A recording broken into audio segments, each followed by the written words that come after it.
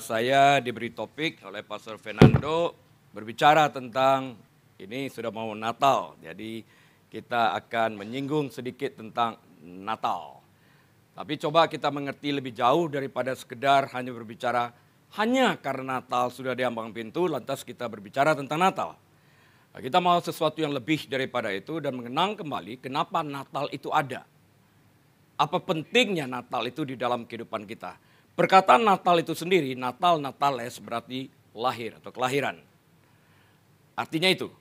Nah, kalau kita menyelidiki kembali di dalam kitab Kejadian pasal yang ketiga ayat yang ke-15, kalau ada dari New King James Version, tolong saya dimunculkan, Genesis chapter 3 verse 15, itu kabar baik pertama yang diungkapkan setelah manusia jatuh di dalam dosa. Kejadian 3, 15, New King James Version punya. Genesis 3 verse 15. Di mana Tuhan setelah manusia jatuh di dalam dosa memberikan sebuah berita sukacita bahwa Tuhan akan menghadirkan seorang juru selamat yang akan membebaskan kita semua daripada dosa-dosa yang mengikat kita. Karena hukum dosa itu adalah upah dosa maut. Kasih karunia Allah itu memberikan kehidupan kepada kita. Nah, nanti saya akan juga mulai menyinggung di sini kalau kita memperhatikan, aku akan mengadakan permusuhan. Ini Tuhan, antara engkau dan perempuan ini, antara keturunanmu dan keturunannya. Nya di sana harusnya besar. Keturunannya akan meremukkan kepalamu, hancur, total, binasa, dan engkau akan meremukkan tumitnya, datangnya penyakit. Kejadian 3 ayat 15. Di sini Tuhan melihat permusuhan yang terjadi antara keturunannya daripada wanita yang berbicara tentang gereja itu sendiri dan iblis. Dan Tuhan kemudian menyingkapkan ini rahasia tentang iblis ini sendiri. Yang kita lihat terjadi di dalam kitab Kejadian ini sendiri. Iblis datang untuk mencuri, membunuh dan membinasakan. Nah, lantas Yesus berkata dalam konteks itu, tapi aku datang memberikan kehidupan kepadamu, kehidupan yang sangat berkelimpahan. Jangan sampai ayat ini diterjemahkan dalam konteks kekayaan. Injil kemakmuran. Saya anti Injil kemakmuran. Saya kasih tahu terlebih dahulu. Saya anti Injil kemakmuran. Karena Injil kemakmuran tidak pernah menyelamatkan. Yang menyelamatkan itu adalah Yesus atas karyanya di kayu salib. Dalam keadaan seperti sekarang ini, kita lihat di mana keadaan ekonomi menjadi kacau. Orang masih berani mengungkapkan Injil kekayaan dengan memanipulasikan jemaat. Saya pikir ini kebangetan. Dan saya harus memperbaiki ini, meluruskan jalan ini, supaya kita dapat menggunakan pikiran yang sehat, menempatkan posisi yang benar tentang kelahiran Yesus dan artinya apa. Konteks ini aku memberikan kehidupan yang berkelimpahan. Manusia hidup di dalam kesengsaraan akibat daripada dosa dan segala akibatnya. Yesus membinasakan, menghancurkan perbuatan iblis ini dengan memberikan hidup yang lebih enak kepada kita. Natal hadir di dalam konteks ini. Kita nggak bisa keluar daripada konteks itu sendiri. Ya, kita diam di dalam konteks itu. Kejadian 3:15 ini adalah berita sukacita atau the first gospel. Kabar baik yang terungkap di dalam Alkitab. Kita harus mengerti tentang hal ini. Nah, kalau kita melihat kembali tentang kelahiran ini sendiri, kita lihat di dalam Yesaya 7:14 yang dinubuatkan sekitar 700 tahun sebelum Yesus lahir.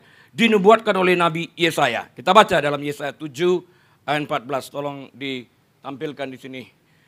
Sebab itu Tuhan sendirilah yang akan memberikan kepadamu suatu pertanda. Tuhan sendiri hadir. Memberikan pertanda, bukan yang lain lagi. Sesungguhnya seorang perempuan muda mengandung dan akan melahirkan seorang anak laki-laki dan ia menamakan dia huruf besar Immanuel. Artinya Allah beserta kita. Nanti diikutin oleh kitab Injil Matius pasal yang pertama ayat ke-23 akan kita lihat kembali di sana.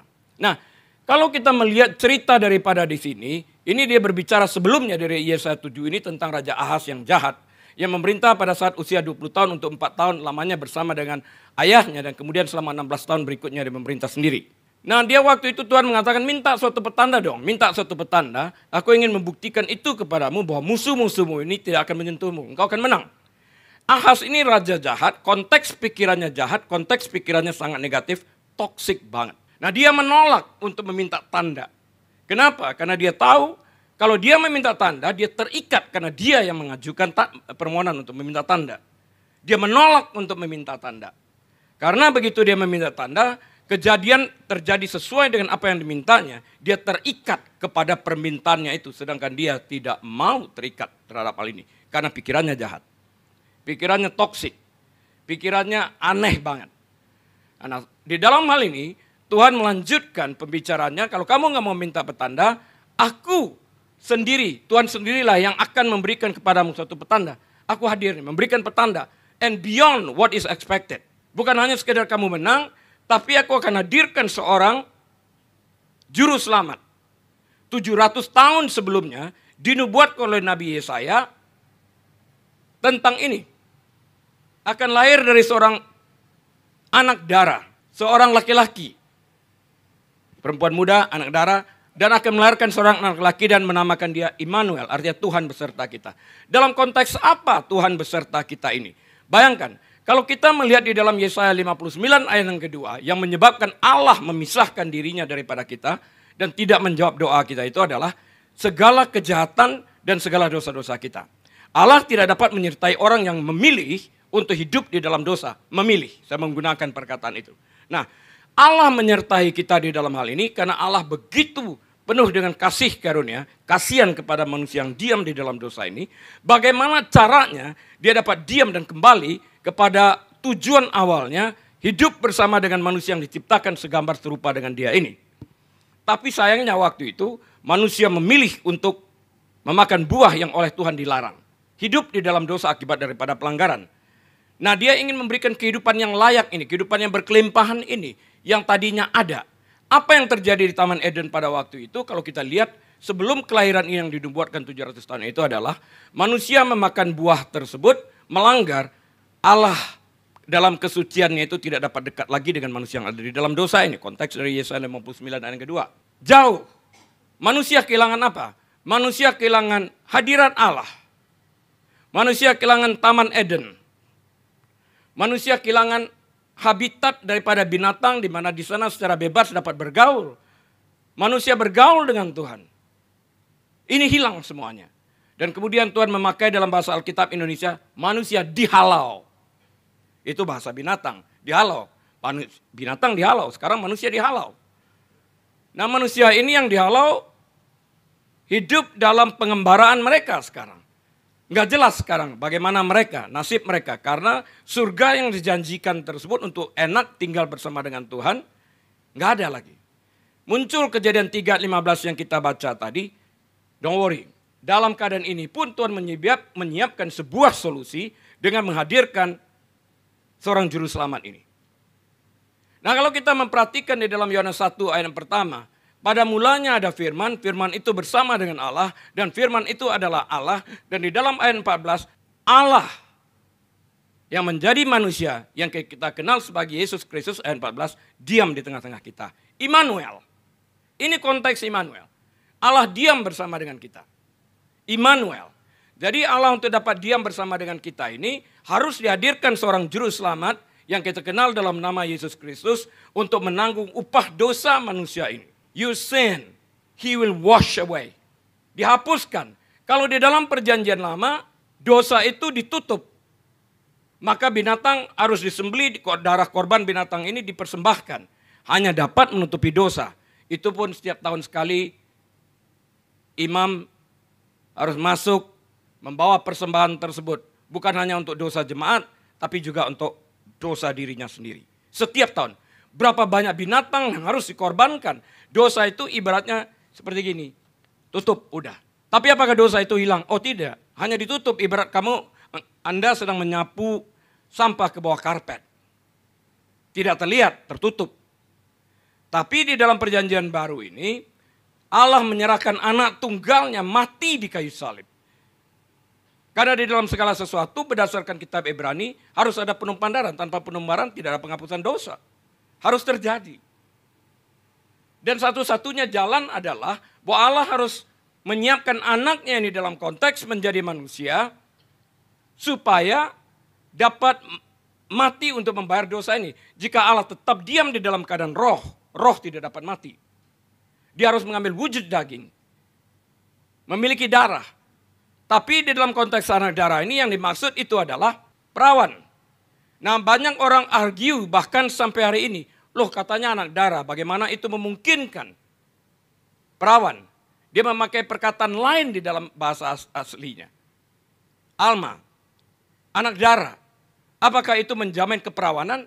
Ya tidak. Lantas kita di abad ke-21 ini mengartikan dengan kebudayaan yang ada pada hari ini, bahwa orang telah melakukan hubungan badani sebelum melakukan pernikahan. Makanya mereka berpikir seperti itu.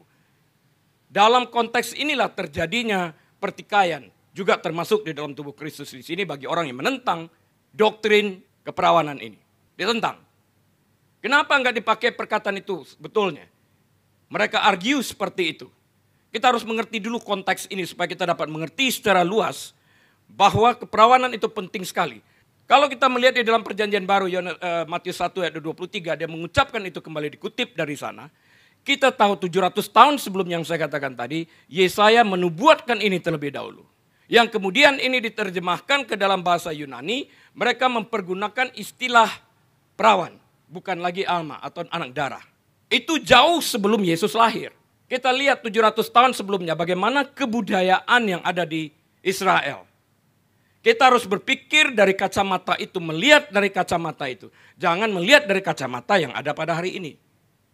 Kebudayaan pada waktu itu, waktu nubuat ini diturunkan dan keadaan pada saat itu. Kebudayaan itu bahwa mereka tidak melakukan hubungan sebelum masuk ke dalam pernikahan itu sendiri. Nah, ini penting, kita lihat, saya ingin membagikan yang lebih jauh lagi kita lihat di dalam hal ini. Keperawanan itu penting karena itu adalah kesucian, purity, kemurnian. Belum pernah terjamah, belum pernah ada sesuatu yang menyentuhnya.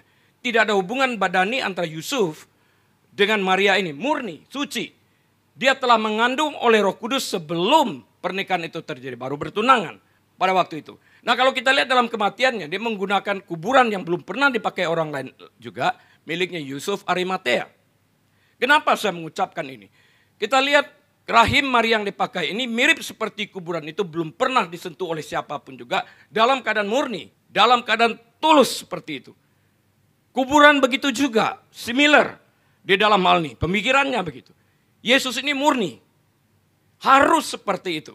Jadi kalau Yesus dikatakan di dalam kitab Injil Matius pasal 1 yang ke-23 ini tadi, sesungguhnya anak darah itu akan mengandung dan melahirkan seorang anak laki-laki, dan mereka akan menamai dia Immanuel, yang berarti Allah menyertai kita. Allah menyertai kita. Di dalam hal ini, konteks ini kita mesti lihat, Allah menyertai kita karena dia menempatkan Yesus yang membayar hutang dosa kita bagi kita yang percaya kepadanya. Kalau kita enggak percaya, ya enggak. Ini justification itu sendiri.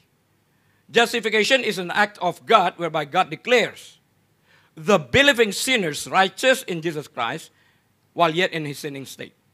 Jadi justification itu adalah suatu Allah mengambil tindakan jadi dari pihak Allah untuk membenarkan, bukan karena orang itu benar, membenarkan orang yang percaya kepada Kristus sekalipun dia masih dalam keadaan status berdosa.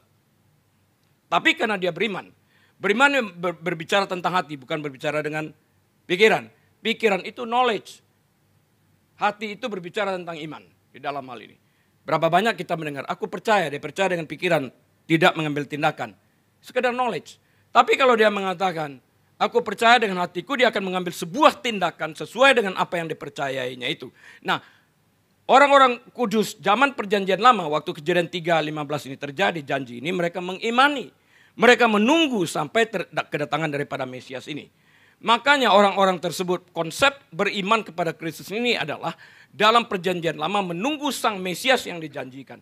Kita beruntung melihat itu terjadi 2000 tahun yang lalu, kelahiran daripada Yesus. Bagi orang-orang yang belum sempat melihat namun beriman, itu diperhitungkan kalau kita pelajarin di dalam Ibrani 11 seluruhnya, itu diperhitungkan sebagai iman bagi mereka yang berharap kepada dia ini. Itu value banget, yang besar. Sekalipun tidak terlihat, namun mereka percaya. Mereka menempatkan nilai di dalam keselamatan itu sendiri. Yang mereka pahami, yang mereka anut, yang mereka renungkan, yang mereka iming-imingkan, pikirkan. rindukan. Sekalipun mereka tidak melihat, tapi mereka beriman tentang hal itu. Di dalam hal ini. Nah, di dalam tentang kelahiran anak ini, kalau kita melihat lebih lanjut, ada banyak titel yang diberikan kepada Yesus ini. Coba lihat di dalam Yesaya 9 ayat yang ke-6. Sebab seorang anak telah lahir, bahasa aslinya telah. Mereka tidak mengenal perkataan akan. Sebab seorang anak telah lahir untuk kita. Seorang putra telah diberikan untuk kita. Lambang pemerintahan ada di atas bahunya. Dan namanya disebutkan orang penasihat ajaib, Allah yang perkasa, Bapa yang kekal, Raja damai. Artinya di sini, Nabi Yesaya berjalan lebih lanjut, setingkat lebih jauh. Memberikan nama kepada anak yang dijanjikan tersebut. Walaupun dia menggunakan perkataan telah, seakan-akan sudah lahir. Belum waktu itu. Penasihat ajaib, Anda bisa aja mengatakan seorang raja yang bijaksana dapat menggunakan perkataan penasihat ajaib. Benar. Dapat mempergunakan itu. Tapi kalau kita berhenti di sini, Allah yang perkasa, Bapa yang kekal, tidak seorang manusia pun dapat mempergunakan titel ini. Enggak ada satu manusia pun dapat mempergunakan titel ini. Artinya apa? Nabi Yesaya ada dalam bernubuat, he left no room, no space. Untuk mengajukan pertanyaan bahwa anak ini bukan Allah. Dia begitu konkret, begitu detail di dalam nubuatannya. Dia mengatakan penasihat ajaib ini adalah Tuhan, adalah Allah yang perkasa, adalah Bapa yang kekal. Dia juga adalah seorang raja damai, penasihat ajaib, tapi namun juga dia raja damai di dalam hal ini. Ini jelas menunjukkan kepada sebuah pribadi yang digambarkan oleh Nabi Yesaya itu sebagai Tuhan, titik. Itu yang kita rindukan akan kedatangannya. Dan sudah datang. Dulu dia datang 2000 tahun yang lalu dalam wujud bayi sebagai juru selamat bagi orang membuka diri. Hari ini masih ada kesempatan. Kedatangannya kedua kali lagi bukan sebagai bayi. Dia datang sebagai raja, segala raja, sebagai hakim yang adil. Kita menunggu hal-hal yang demikian terjadi, akan perubahan dunia kita lihat juga. Di dalam hal ini. Yang harus kita yakini tersebut terlebih dahulu sebelum sampai. Kita excited mendengarkan tentang akhir zaman, orang berbicara tentang kitab Wahyu. Kita excited mendengar rapture, kita excited ini dan excited itu. Tapi excitement ini tidak ada arti apapun, sama sekali tidak berarti tanpa Anda memiliki Yesus di dalam hati Anda. Tanpa Anda diselamatkan. Step yang pertama ini terlebih dahulu harus dimiliki. Stepnya itu adalah Anda menjadi pengikut Kristus. Anda adalah orang yang beriman kepada Kristus. Kalau tidak, sekalipun Kristus itu datang sebagai hakim yang adil, Anda tertinggal. Anda akan dihakimi sebagai orang tidak percaya dan mendaratnya di lake of fire, di dalam neraka. Jangan mau pergi ke sana. Jakarta sekarang panas banget kan? Benar ya? Gak pakai AC, gak tahan kan? Kalau panasnya ini aja gak tahan, bayangin neraka. Karena itu jangan pergi ke sana. Jangan pernah, make sure Jesus is your Lord and Savior. Pastikan itu. Beriman kepada dia. Jangan lepaskan. Kalau ini Anda nggak miliki, ngapain bicara tentang kedatangan kedua? Anda sudah tahu datang kedua dia akan hancur. Iblis datang untuk mencuri, membunuh, membinasakan. Dia datang memberikan kehidupan, kok nggak mau? Masalah di dalam kehidupan ini bukanlah belajar sesuatu yang baru, Bapak Ibu Saudara sekalian. Masalahnya adalah untuk melupakan sebuah kesalahan yang telah sempat kita pelajari. Apakah Yesus kita anggap bukan Tuhan, dia hanya seorang guru yang baik, lantas kita berpegang kepada itu, kita nggak diselamatkan. Karena kalau dia hanya seorang manusia, apalagi seorang manusia yang berdosa, mana mungkin dia menyelamatkan. Dia harus seorang Tuhan yang darahnya bersih, yang dapat membayar upah dosa manusia. Kedatangan dia ini berdasarkan konteks ini yang ditunggu orang. Yang sudah terjadi 2000 tahun yang lalu. Sekarang kita nggak nunggu dia lagi. Juru selamat itu sudah hadir. Yang menjadi pertanyaan yang setiap kita harus jawab adalah, sudahkah Yesus itu mendapatkan posisi di hati kita sebagai Raja, sebagai Tuhan, sebagai Juru Selamat? Itu yang menentukan keselamatan itu sendiri. Bukan perbuatan kita, bukan bersedekah, bukan melakukan kebaikan A, B, C dan selanjutnya. Tapi iman kepada Kristus itu yang menentukan keselamatan itu sendiri. Dia lahir. Saya ingat satu kali orang bertanya, apakah benar orang Kristen itu juga diadili dalam konteks pengadilan seperti orang-orang tidak percaya? Oh tidak. Berbeda pengadilannya. Bagi orang Kristen itu berlaku bema sit, pengadilan Kristus. Orang Kristen yang sungguh-sungguh percaya, cuma ada Kristen sama non-Kristen. Kristen palsu ya non-Kristen. Kristen pura-pura, Kristen KTP ya non-Kristen. Kalau Kristennya benar, bema sit itu adalah tempat untuk menentukan Anda mendapatkan mahkota apa. Ibaratnya kalau dalam pertandingan, piala apa yang Anda miliki? Medali apa yang Anda miliki? Mahkota apa yang Anda miliki? Itu bema sit menentukan, itu bukan lagi pengadilan untuk menentukan Anda selamat atau tidak selamat. Anda selamat. Pengadilan yang lain bagi yang non-Kristen, yang tidak percaya kepada Kristus itu adalah pengadilan yang akhirnya memutuskan karena tidak ada lawyernya, tidak ada advokatnya yang membela, tidak ada lambang darah Kristus yang dibubuhkan pada orang tersebut yang menandakan keselamatannya, Anda akan mendarat di sebuah tempat yang disebut Lake of Fire. Final. Nggak ada jalan keluar. Jadi berdoa untuk orang mati sekalipun agar Allah bermurah hati terlambat. Karena Roma 10 ayat 9 dan 10 menjelaskan juga di sana, kita harus percaya dengan hati dan mengaku dengan mulut. Orang mati nggak bisa percaya, itu masalahnya. Orang mati juga nggak bisa mengaku. Jadi Anda berdoa untuk orang mati supaya percaya juga percuma. Buang-buang waktu.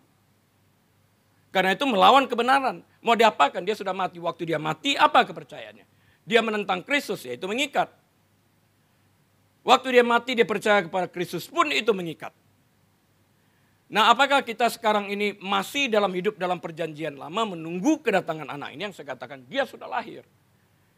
Langkah yang harus kita ambil itu adalah membuka pintu hati ini, mengizinkan dia lahir dalam kehidupan kita itu sebagai Allah.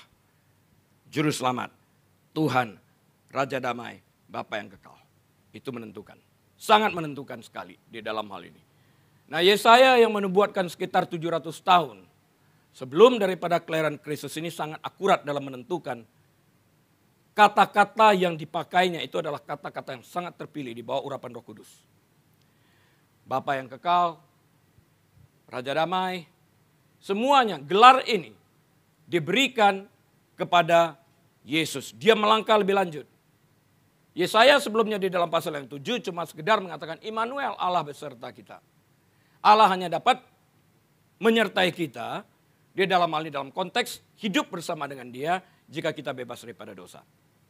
Nah, setiap daripada kita diketahui oleh Allah itu sendiri. Coba lihat sebentar, saya teringat satu ayat di sana, Yesaya 46 ayat ke-10. Declaring the end from the beginning. Coba lihat itu dalam New King James Version. Isaiah 46 verse 10. Coba dimunculkan yang bahasa Inggrisnya semua lihat. Sebuah ayat yang indah kalau kita melihat declaring the end from the beginning. Ini powerful ini kalimat. Artinya, he knew exactly even before his story ever started. Sebelum sejarah itu dimulai, dia tahu akhirnya. Artinya dia maha kuasa. Dia maha tahu. Dia tahu perjalanan hidup kita itu. Di dalam hal ini. Dia tahu, dia mengerti. Pikiran kita dia tahu. Kemana arah berpikir pun dia tahu. Oke, kalau nggak ada kita lanjut dulu. Trust me. Ayatnya berbunyi declaring the end from the beginning. Mendeklarasikan akhir sebelum segala sesuatu itu dimulai. Dalam terjemahan bebasnya. Artinya sebelum sesuatu terjadi dia tahu. Nah, pertanyaannya begini, apakah dia tahu kita akan menerima Yesus sebagai Tuhan dan Juru Selamat? Dia tahu. Apakah dia juga tahu kita akan menolak Yesus sebagai Tuhan dan Juru Selamat kita? Dia juga tahu. Itu konteksnya, declaring, dia declare. Dia bukan membuat statement, dia mendeklarasikan ini sebelum sesuatu terjadi.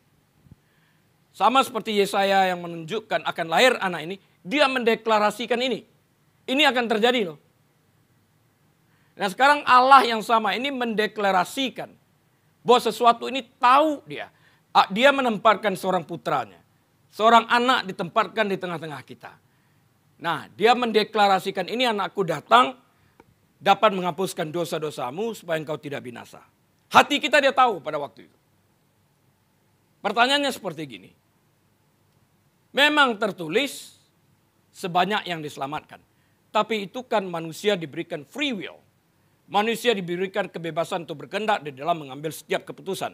Kita ini bukan manusia robot.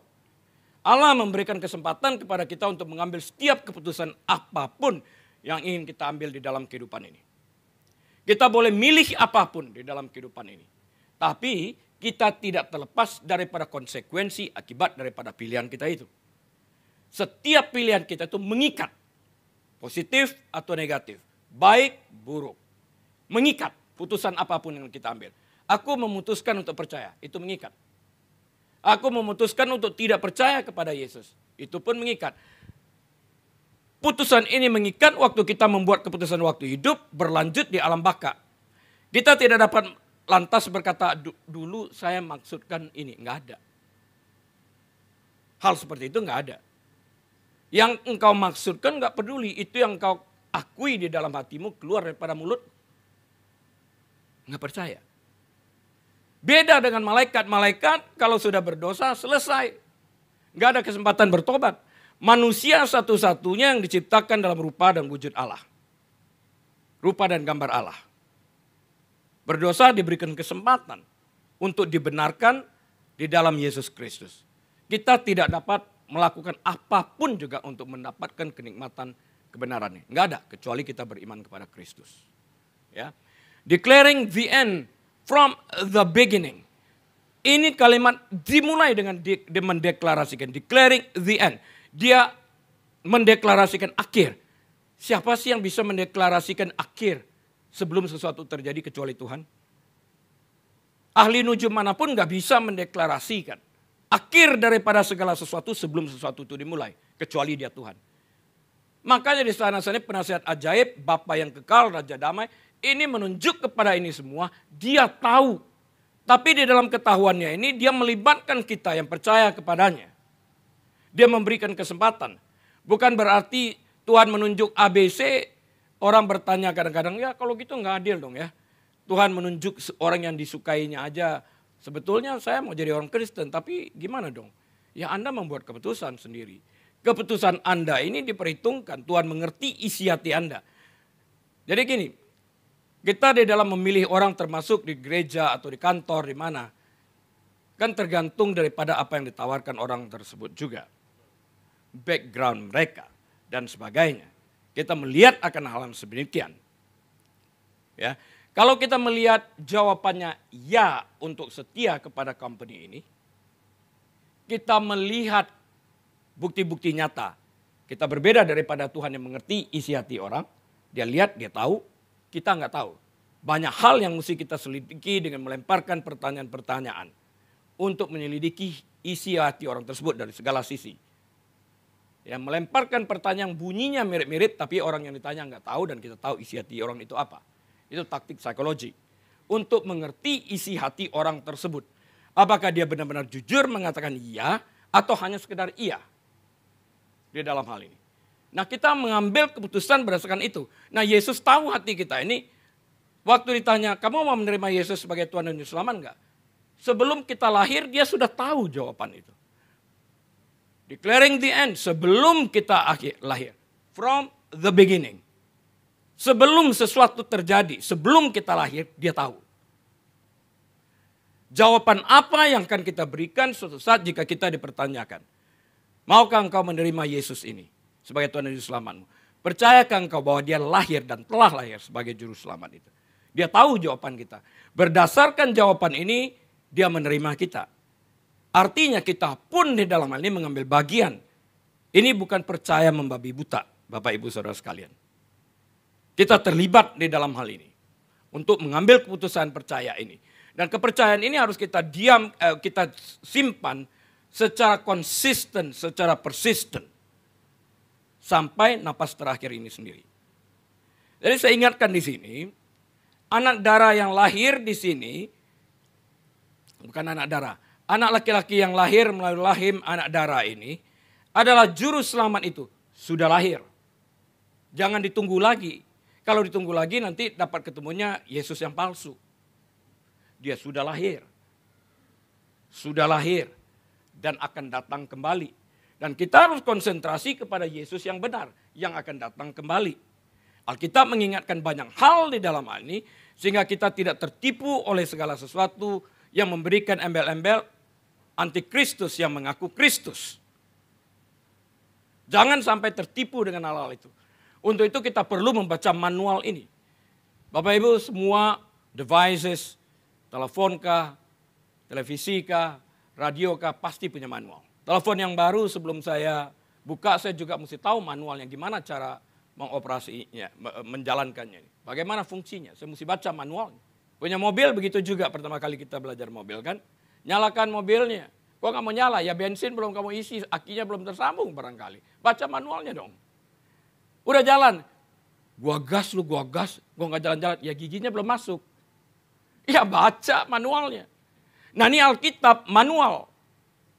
Kalau hidup kita itu nggak benar, kembali kepada manualnya. Alkitab jelas di dalam hal ini akan datang. Itu 700 tahun sebelum kelahiran Yesus. Yesus sudah lahir. Jangan sampai kita berhenti akan lahir. Wah, Yesus belum lahir. Dan Anda artinya belum membaca Alkitab itu dari ujung ke ujung, dari cover ke cover, belum baca. Yesus sudah lahir. Kita sekarang mengingatkan kembali tentang kelahiran yang terjadi lebih kurang 2000 tahun yang lalu itu. Apa signifikannya pada kita pada hari ini yang merayakan ulang tahun. Jangan sampai kita enak-enak makan enak segala enak. Tapi Yesus yang merupakan fokus daripada kelahiran tersebut dilupakan. Bayangkan, Anda yang berulang tahun, orang lain pesta, Anda dilupakan. Makanan Anda siapkan, tamu-tamu makan, tapi Anda dianggap enteng, dianggap sepi, nggak hadir di sana, dilewatkan. Rasanya seperti apa? Jangan sampai itu terjadi di dalam kehidupan kita, merayakan Natal, kelahiran daripada Yesus yang terjadi 2000 tahun yang lalu. Kita enak, tapi Yesus tidak ada di dalam gambaran Natal itu sendiri. Nangkap maksud saya? Jangan sampai itu terjadi. Natalan yuk, Natalan yuk. Natalan.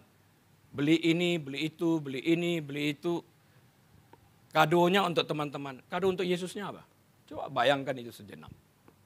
Apa yang dapat kita kembalikan sebagai ucapan terima kasih kita kepada Dia yang telah lahir 2000 tahun yang lalu, mengorbankan dirinya dalam kesakitan yang luar biasa. Sejenak aja kita pikir. Apakah kita sampai hati kembali membalas apa yang telah dilakukan, segala jenis kebaikan yang kita terima, kita kembalikan dengan pembalasan yang gak masuk akal. Memilih hidup di dalam dosa.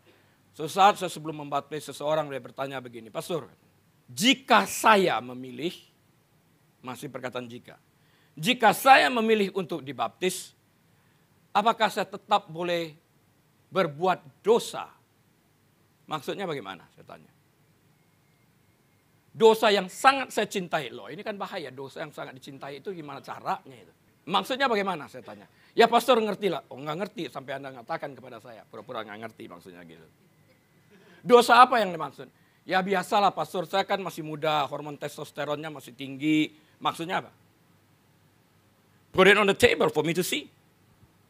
Ya pastor, ya dosa yang satu itulah, yang lain-lainnya bolehlah. Tapi yang satu ini saya sangat mencintai dosa ini. Saya tanya, setelah dia sebut dosanya, lantas Anda ngapain untuk memilih dibaptis? Apa yang ada dalam pikiran kamu itu? Apa arti perkataan baptisan ini? Ya paling tidak saya akan dibersihkan dari dosa saya. Konteksnya salah di dalam hal ini. Baptisan air itu Bapak Ibu Saudara sekalian adalah external experience atau pengalaman luar yang terjadi, yang disaksikan oleh orang banyak yang menyaksikan baptisan tersebut terhadap apa yang terjadi di dalam batin orang itu. Sekarang dia menyatakan dia percaya, dia mengambil tindakan secara sukarela memberikan dirinya dibaptis. Dia menyatakan kepada dunia, aku percaya kepada Yesus yang telah lahir 2000 tahun yang lalu. Karena aku percaya, aku mengikuti segala sesuatu yang diajarkan.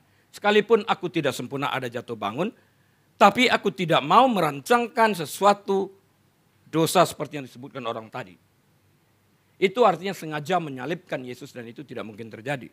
Menyalibkan Yesus kedua kalinya yang direncanakan tidak pernah mungkin akan terjadi.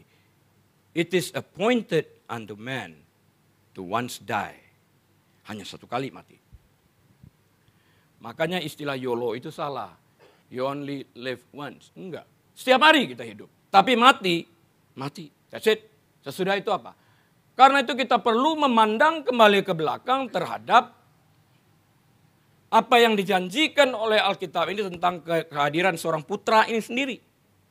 Berapa signifikannya kehadiran Yesus ini yang dijanjikan 2000 tahun yang lalu yang sudah hadir di dalam kehidupan kita ini.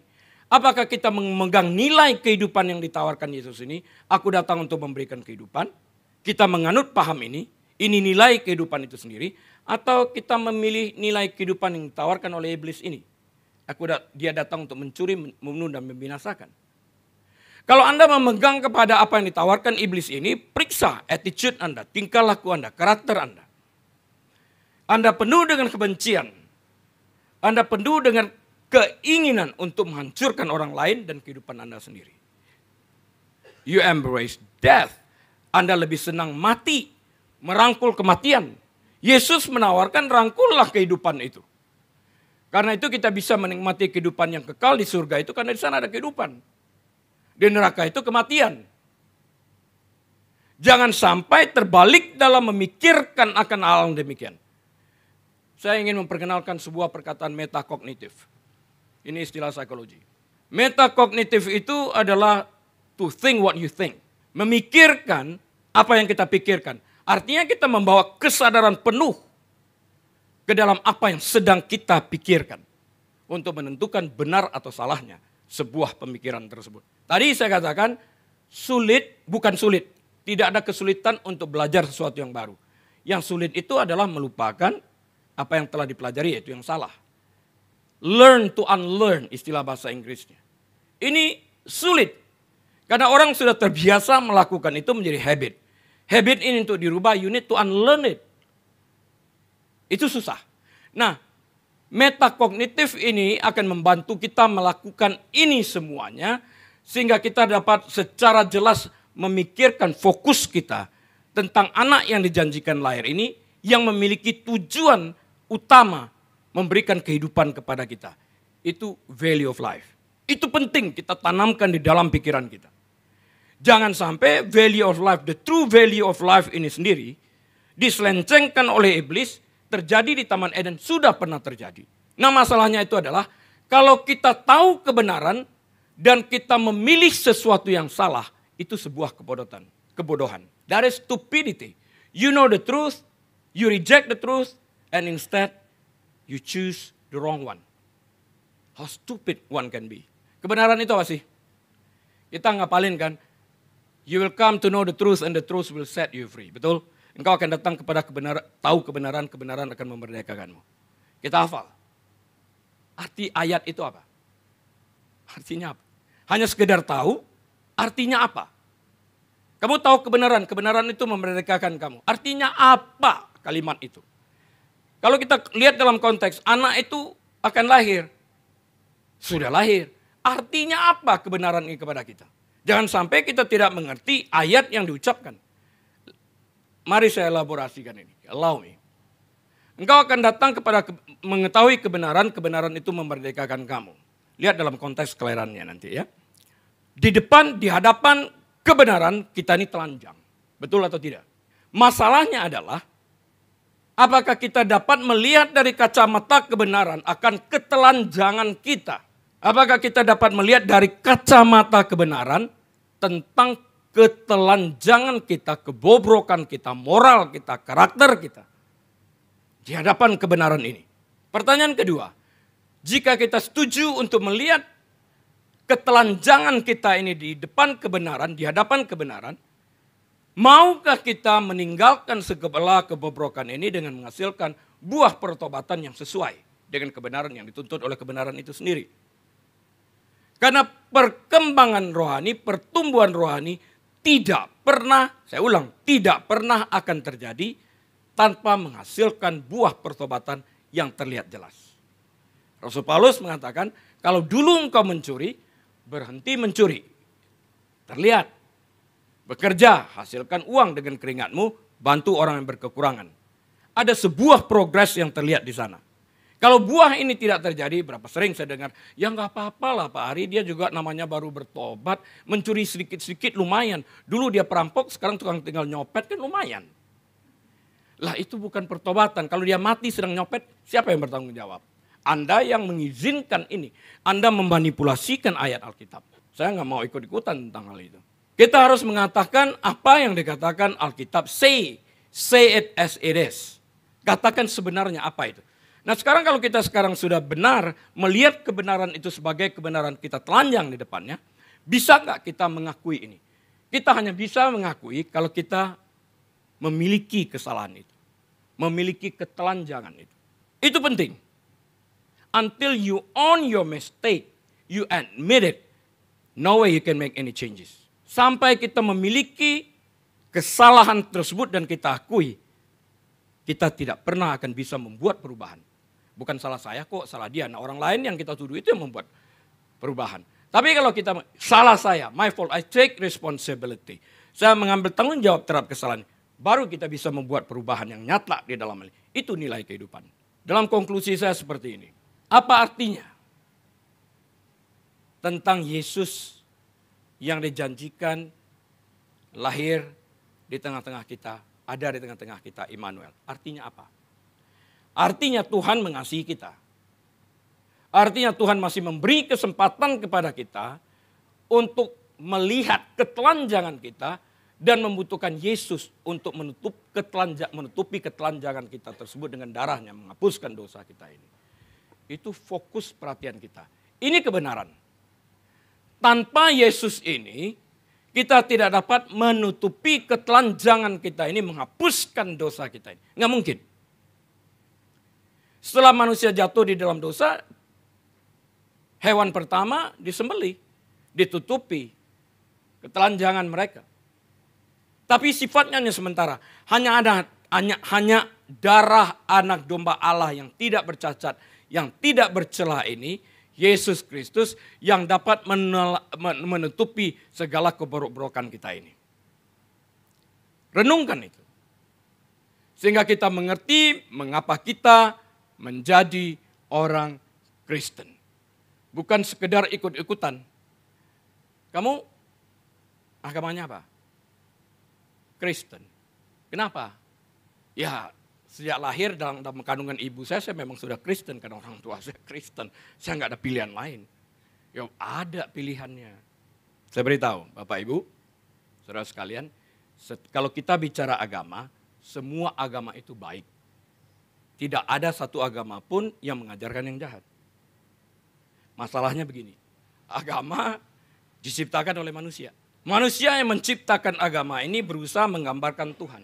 Padahal mereka tidak pernah melihat Tuhan.